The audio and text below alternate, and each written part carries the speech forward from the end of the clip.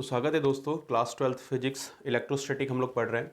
और आज का जो हमारा टॉपिक हो जाएगा वो जाएगा एप्लीकेशंस ऑफ गॉस थ्योरम। हमने अपनी पिछली वाली वीडियो में गॉस थ्योरम को डिस्कस किया था और इसकी जो पहली एप्लीकेशंस हो जाएगी वो हो जाएगी field due to a infinitely long straight uniformly charged wire. यानी आपको क्या दिया गया है, एक लॉन्ग वायर दी गई है और उसके ऊपर जो प्लस चार्ज है वो पूरी तरीके से क्या है, डिस्ट्रीब्यूटेड है। तो सबसे पहले देखते हैं इसका डायग्राम एग्जाम में हम किस तरह से बनाएंगे। सबसे पहले हम ड्रॉ कर लेते हैं कि एक यूनिफॉर्मली हमारे पास क्या है, एक वायर है और इस पर प्लस चार्ज जो है वो डिस्ट्रीब्यूट किया गया है।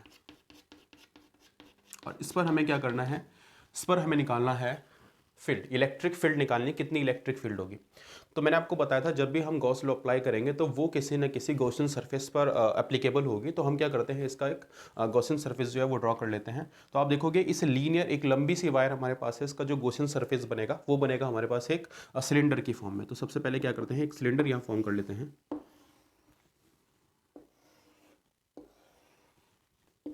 ये एक सिलेंडर हमने फॉर्म किया ताकि ये हमारा जो गॉसियन सरफेस है उसका काम कर सके। और हमने देखा था ये जो गॉसियन सरफेस होनी चाहिए वो कोई ना कोई 3D आपकी शेप होनी चाहिए, कोई 3D शेप में। अब हम देखते हैं यहाँ पर कि इसके कारण जो यहाँ पर इलेक्ट्रिक फील्ड इंटेंसिटी होगी वो कितनी होगी और कहाँ कहाँ पर होगी। तो उसको समझने के लिए हम क्या करेंगे, देखो आप देखोगे इसके दो क्रॉस सेक्शन आपको ये दिखाई दे रहे होंगे। तो आप देखोगे कि यहाँ पर क्रॉस सेक्शन पर आप क्या करोगे, एक छोटा सा एरिया वेक्टर जो है वो कंसिडर करोगे। यहाँ पर मैंने एक छोटा सा एरिया वेक्टर कंसिडर किया। लेट्स सपोज ये आपका ds है, इसको मैंने कहा ये ds है। और इस ds पर जो इलेक्ट्रिक फील्ड की इंटेंसिटी होगी उसकी डायरेक्शन क्या होगी, वो हमेशा होती है पॉजिटिव से नेगेटिव की तरफ। तो वो कहाँ होगी, वो पॉजिटिव से बाहर की तरफ निकल रही होगी। तो इलेक्ट्रिक फील्ड की जो डायरेक्शन इस क्रॉस सेक्शन पर हो जाएगी ds पर, छोटे से एरिया पर, वो हो जाएगी आपके पास यहाँ पर। ठीक है, ये हो गया वेक्टर है। और बात करते हैं कि जो एरिया वेक्टर की डायरेक्शन होगी वो किधर होगी। तो आपने देखा होगा एरिया वेक्टर की डायरेक्शन जहाँ पर आपका चार्ज डिस्ट्रीब्यूटेड होता है, जो आपकी सरफेस होती है उससे बाहर की तरफ होती है। तो यहाँ पर चार्ज डिस्ट्रीब्यूटेड है और हम बात करेंगे ये आपका सरफेस एरिया है, तो यहाँ से बाहर की तरफ आपकी डायरेक्शन हो जाएगी कि इसकी एरिया वेक्टर की। आई होप ये वाली चीज़ आपको बहुत इजीली समझ आई होगी। सेम यही कॉन्सेप्ट जो है वो यहाँ पर भी लगेगा। यहाँ पर भी हम क्या ड्रॉ करेंगे, एक छोटा सा एरिया वेक्टर ड्रॉ करेंगे। ठीक है, छोटा इसलिए ले रहा है ताकि हम उसका इंटीग्रेट करके कंप्लीट वैल्यू निकाल सकें उसकी, उससे निकल जो आपकी इलेक्ट्रिक फील्ड वहाँ पर होगी। तो यहाँ पर भी हम देखते हैं तो आपका पॉजिटिव चार्ज यहाँ पर पूरी इस तरीके से फैला हुआ है। तो यहाँ से जो इलेक्ट्रिक फील्ड की डायरेक्शन हो जाएगी वो डायरेक्शन ये होगी, ये हो गया आपका इलेक्ट्रिक फील्ड। और साथ ही साथ एरिया वेक्टर जो होता है वो सरफेस के परपेंडिकुलर होता है। तो सरफेस ये हो जाएगी आपका, तो इसके परपेंडिकुलर ये कितना हो जाएगा, ये सरफेस थी तो इसके परपेंडिकुलर आपका एरिया वेक्टर हो जाएगा। ये दोनों चीज़ें आपको क्लियर हो गई होंगी कि जो आपके पास एरिया वेक्टर, सॉरी यहाँ पर आप क्या लगाएंगे, एक कैप लगा लेते हैं इस एरिया वेक्टर को इंडिकेट करने के लिए। दो सरफेसेस पर आप देख चुके हैं, दो रीज़न आपने फाइंड कर लिए। एक रीज़न आपका ये हो गया और दूसरा रीज़न आपके पास ये हो गया। इन दो रीज़न पर हमने देख लिया। अब बात करते हैं इसकी सरफेस पर। ठीक है, अब हम देखेंगे तो इसका क्या होगा, इसका एक गोल सरफेस भी होगा। तो उस सरफेस पर भी हम क्या निकालेंगे, इलेक्ट्रिक फील्ड की इंटेंसिटी जो है वो चेक करेंगे या उससे निकलने वाला जो फ्लक्स है वो हम चेक करेंगे कितना होगा। तो सरफेस आप कोई से भी ले सकते हैं, आप यहाँ चेक करोगे या फिर यहाँ चेक करो। लेट्स सपोज मैं यहाँ पर एक छोटा सा एरिया वेक्टर ds जो है वो ले लेता हूँ। तो इस पर आप देखोगे जो इलेक्ट्रिक फील्ड की डायरेक्शन होगी वो कहाँ पर होगी, वो आपकी होगी बिल्कुल ये जो सेम डायरेक्शन है वही सेम डायरेक्शन रहेगी ये।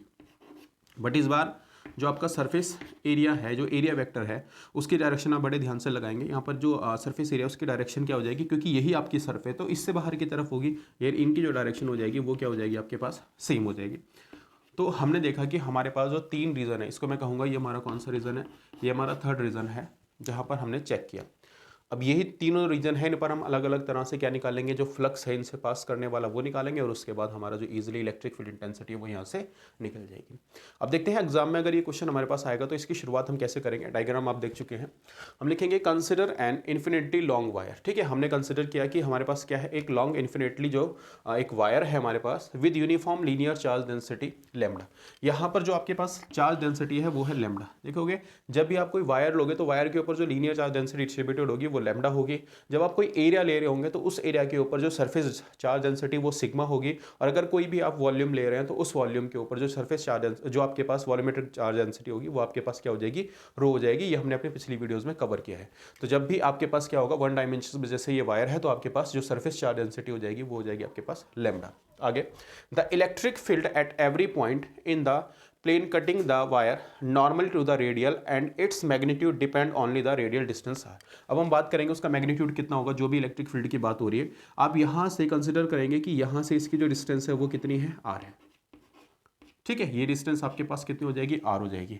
बस अब आगे जो चीज़ें हैं हम देखेंगे कि किस तरह से हम इसको प्रूफ करेंगे। तब तक आप जो भी चीज़ें हैं उसको आप एक बार नोट कर लीजिए, स्क्रीनशॉट लीजिए। मिलते हैं अपने अगले सेक्शन में। अपने पिछले सेक्शन में हमने जो डिस्कस किया था उससे आगे की तरफ बात करते हैं, और उसके बाद इसके जो डायग्राम आपने बनाया उसके बारे में भी आप कुछ ना कुछ चीज़ें जरूर लिखोगे। Now consider a circular closed cylinder of radius R. जो आपका गॉसियन सरफेस है वो एक सिलेंडर है, आप उसको बता रहे हो कि उसकी रेडियस कितनी है, आर है, और उसकी जो लेंथ है वो आपके पास कितनी है, एल है। अच्छा, ये चीज़ें जो होती है एग्जाम में लिखना बड़ा जरूरी होता है। जब भी आप कोई फिगर ड्रॉ कर रहे हैं तो फिगर को आपने अच्छे तरीके से बनाएं, तो साथ ही साथ आप ध्यान रखें कि आप उसका जो जो भी आपने चीज़ें हैं उसके बारे में क्या है वो, और क्या क्या उसकी लेंथ है, क्या क्या उसके अंदर जो आप चीज़ें यूज़ कर रहे हो वो आप जरूर लिखें। बच्चे अक्सर इसको अवॉइड करते हैं और मैं अक्सर बोलता हूँ कि ये चीज़ें आप एग्जाम में जरूर लिखें। इनसे जो होता है वो कहीं ना कहीं आपको जो लिखने का जो तरीका है वो काफ़ी ज़्यादा अट्रैक्टिव लगता है, और एग्जामिनर काफ़ी अच्छे तरीके से आपको जज करता है कि हाँ आपको जो चीज़ों की नॉलेज है। ठीक है, तो ये जरूरी नहीं है आप बिल्कुल एज इट इज़ इन चीज़ों को याद करके लिखें। आप देखें कि आपने डायग्राम के अंदर किन किन चीज़ों का यूज़ किया है, ताकि आप फिर उनको ईजिली इलेबरेट कर सकें। ठीक है, आगे देखते हैं। With the infinity long line charge और ऑन इट्स एक्सेस, जो चार्ज है वो भी डिस्ट्रीब्यूट है पूरे तरीके से, वहाँ पर बात की गई है। तो अब बात करते हैं the total electric flux over the surface. तो देखेंगे इस जो ये सरफेस आपने बनाई है इसके ऊपर से कितना इलेक्ट्रिक फ्लक्स जो है वो पास कर रहा होगा। तो वो होता है हमारे पास phi is equal to E D S. ये आपने बात करी थी, ये हो जाएगा हमारे पास phi is equal to close integral of E D S. अब बात करते हैं, देखो यहाँ पर हमारे पास तीन तरह के जो रीज़न है वहाँ पर हम इसको कैलकुलेट कर रहे होंगे। पहला रीज़न हम इसको कंसिडर कर रहे हैं, सेकंड रीज़न हम इसको कंसिडर कर रहे हैं, और थर्ड रीज़न हम इसको कंसिडर कर रहे हैं। यहाँ पर आप देखोगे ये हमारा इलेक्ट्रिक फील्ड हो जाएगा, ये हमारा एरिया वेक्टर हो जाएगा, इनके बीच में 90 डिग्री का एंगल बन रहा है। यहाँ पर भी हमारे पास जो इलेक्ट्रिक फील्ड है और जो हमारे पास एरिया वेक्टर है, इनके बीच में डिस्टेंस है वो कितना निकल रहा है, वो भी 90 डिग्री का निकल रहा है, जो एंगल निकल रहा है। और यहाँ पर आप देखोगे जो इलेक्ट्रिक फील्ड है और साथ ही साथ हमारा जो एरिया वेक्टर, उनकी जो डायरेक्शन है वो सेम है।